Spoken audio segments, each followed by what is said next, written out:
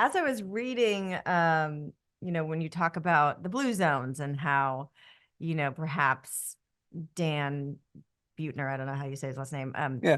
potentially was biased because he was vegetarian, vegan, and he was going to these locations that there was heavy vegetarianism. And where does meat come in? I thought of the blood type diet because I want your opinion, maybe talk a little bit about your discoveries with meat and red meat, because there's so much conflicting information out there.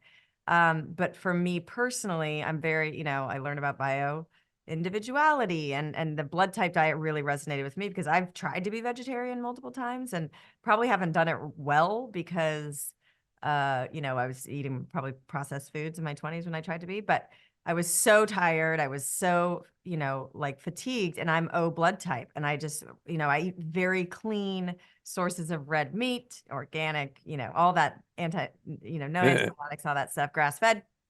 And I don't eat a ton of it, but I feel like I do a lot better. And there's times when my body really like tells me it needs it.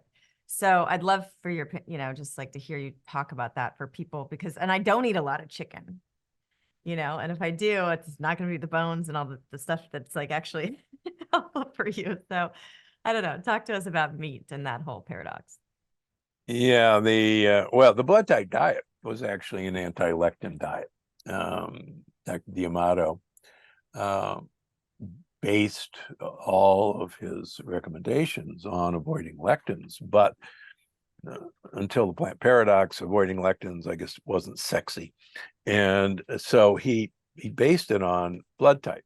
Now, it's true that certain blood types, particularly type A, we test blood types by mixing lectins into your blood and see what agglutinates and stick together. Lectins are really good at making blood cells stick together. And that's how we test blood type. And lectins were discovered back in the late 1800s for this purpose. So what he found was type O's are the most common. And so telling people that you're a hunter and you should be eating meat resonates. It certainly resonated with Dr. Adkins, but in terms of a blood type that correlates with eating meat or chicken, that part he was really brilliant about lectins, but that the blood type doesn't have anything to do with whether you're a meat eater or not. Now, in the book, I bring a whole lot of new information to choices of animal products. And just to preface this, I have no dog in this fight. I was raised in Omaha, Nebraska. Nebraska is the beef state. But in the plant paradox, I talked about this sugar molecule that is in beef, lamb, and pork, and is also in milk, called Nu5GC. And we have a sugar molecule in us called Nu5AC. It's also present in chicken and fish and shellfish.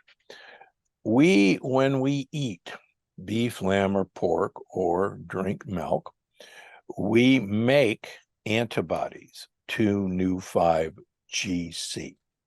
Nu5GC and Nu5AC are identical molecules except for one molecule of oxygen. They're otherwise indistinguishable. And yet we actively make antibodies to this sugar molecule. Well, so what?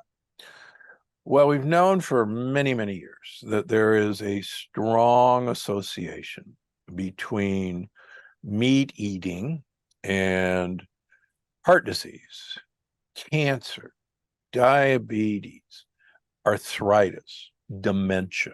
Strong association. Now, association does not mean causation. I'm the first to agree with that. So the new information is the lining of our gut wall, the lining of our blood vessels have a lining of sugar molecules called the glycocalyx. And those sugar molecules in us are Nu5 AC. They're also in our blood-brain barrier. They're also lining our joints. Now, what's the new exciting research is the more new 5GC containing foods we eat, the more those new 5AC sugar molecules are replaced by new 5GC in the lining of our gut, in the lining of our blood vessels, in our blood-brain barrier, and in our joints. And we actively attack new 5GC as a foreign substance. And if you get new 5GC into your brain, it produces neuroinflammation, not exactly what you want. And cancer cells, human cancer cells, use new 5GC to produce local inflammation and attract macrophages to actually inflame that area, which lowers oxygen tension, and the cancer cells love it. They can't make new 5GC, so a new 5GC had to be acquired from the diet. Oh my. So it's no longer guilt by association. It is now guilt by causation. And we know the mechanism. And all you grass-fed, grass-finished beef people, don't shoot the messenger. Now, what can you do about it? Here's the exciting news. There's always a workaround. Thank God. Thank God. One of the things that impressed me about looking at blue zones is that most of these people are sheep and goat herders. And they eat a lot of yogurts and a lot of cheeses. And believe it or not, fermentation by bacteria, the bacteria eat the new 5GC. So there's no new 5GC in yogurts. There's no new 5GC in aged cheeses like Parmesan cheese, like Pecorino. It's gone. It's been eaten. And here's the best part. If you traditionally ferment meat, and believe it or not, all meat was fermented way back when because there was no way to store it. So you ground it up into sausages, or you rubbed it with salt, and you fermented all the new 5GC. So a traditional salami from Italy has no new 5GC. Prosciutto has no new 5GC. So there's a way of having your steak and eating it too. Finally, here's the other good news. The less new 5GC containing foods you eat, and the more new 5AC containing foods you eat, the new 5GC is displaced from these various substances. Now you say, well, then I'm just going to eat chicken. Not so fast, like I talk about in the book. Our chickens have basically been fed corn and soybeans, and they are a giant omega-6 inflammatory bomb. A chicken is basically an ear of corn with feathers. That's what they are. And you can find really good pasture-raised chicken. I talk about one in the book, Farmer Dan from Texas, who raises lectin-like chicken.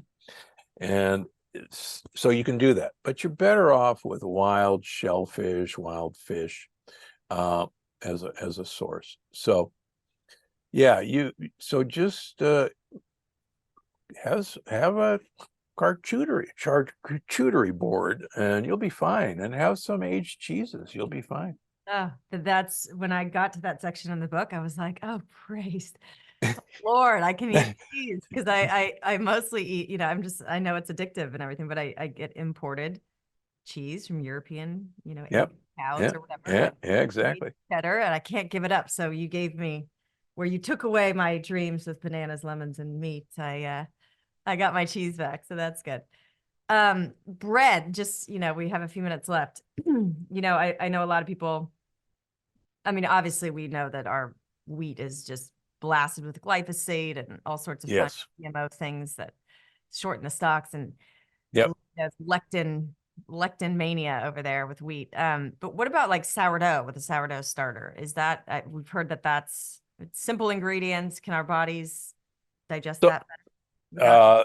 Not in the United States, because if you start with something that's contaminated with glyphosate and other herbicides, all the sourdough starters in the world is not going to fix the problem. And I see that all the time with my patients. On the other hand, if you go over to Europe, remarkably, most of my patients who we've resolved an autoimmune disease can eat those breads or those sourdoughs or those pasta, and they don't react. And they're they go, oh, Dr. Gundry cured me, I can have all this stuff. And they come back and they have our sourdough bread as an example, and within weeks their symptoms return, and within weeks we see that their leaky gut is back, and they go, what the heck, you cured me. I didn't cure you of glyphosate exposure. Glyphosate is the great destroyer of everything that potentially could be fixed with fermentation. So be careful. Okay. Sorry.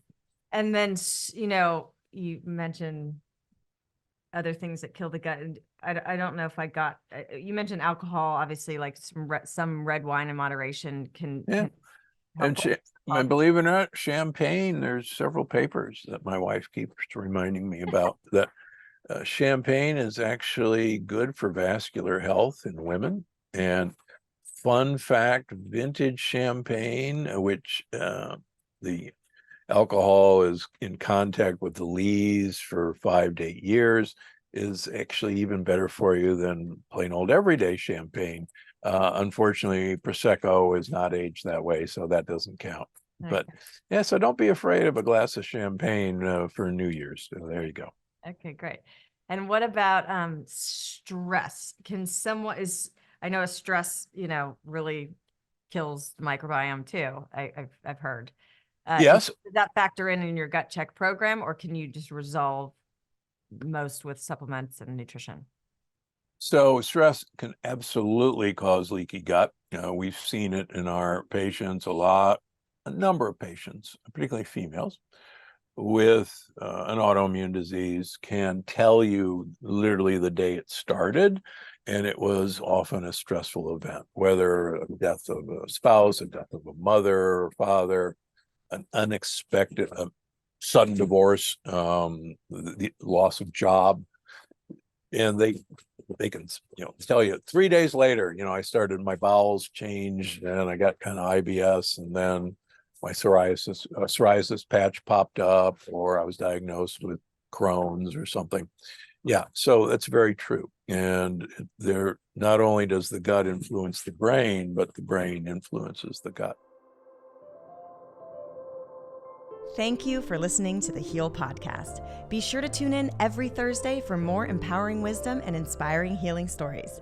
And make sure you hit the follow button on Apple, Spotify, or wherever you listen to podcasts so you don't miss that one episode that holds the answer you've been searching for.